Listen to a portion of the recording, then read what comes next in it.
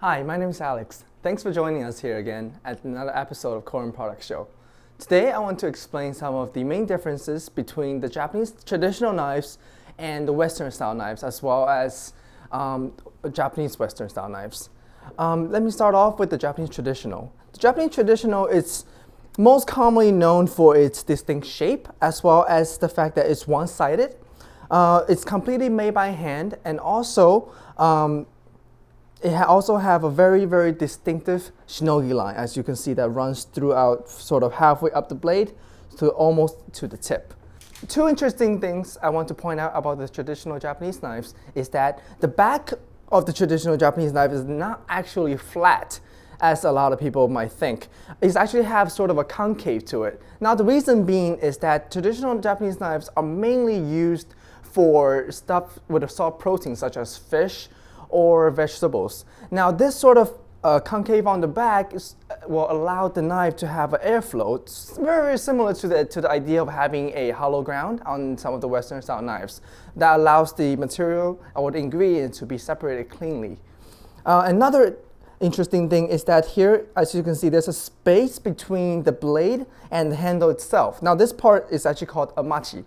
A lot of people think that this is a sort of a manufacturer defect. As a matter of fact, it's not. On any real, true traditional Japanese knives, this part is left there on purpose because this will allow the sharpeners to be able to reach the entire blade easily without damaging the handle itself. One of the main advantages of choosing a Japanese traditional knife is that the single bevel gives the knife extreme sharpness, which allows you to cut ingredients with ease. For example, when you're cutting basil with a knife that's not sharp enough, the basil will often turn black almost instantaneously and loses color. Whereas if you use a sharper knife, such as a Japanese traditional knife, the basil is able to maintain its vibrant color for much longer, as well as stay fresh for much longer. Now the same will apply for valuable fish such as tuna, where if you cut it with a dull knife, the tuna will lose a lot of its juices, which sort of maintains the flavor of the fish. So that's why a lot of the traditional Japanese chefs choose to use a traditional Japanese knife. On the other hand, we have the Japanese Western knife. A Japanese Western knife is often double-sided, which means it have a bevel both on the front as well as in the back. And as you can see, it does not have a distinctive shinogi line, but however, if you look very closely, you will see that it does actually have a very small one. The 70-30 bevel on a Japanese Western knife is made possible by years of innovations in steel making, tempering, as well as edge crafting, due to the fact that a lower grade steel will not be able to withstand this type of angle on the blade and will soon lose its edge. Lastly, I want to point out some of the common misconceptions that people have about Japanese traditional knives and Japanese Western knives.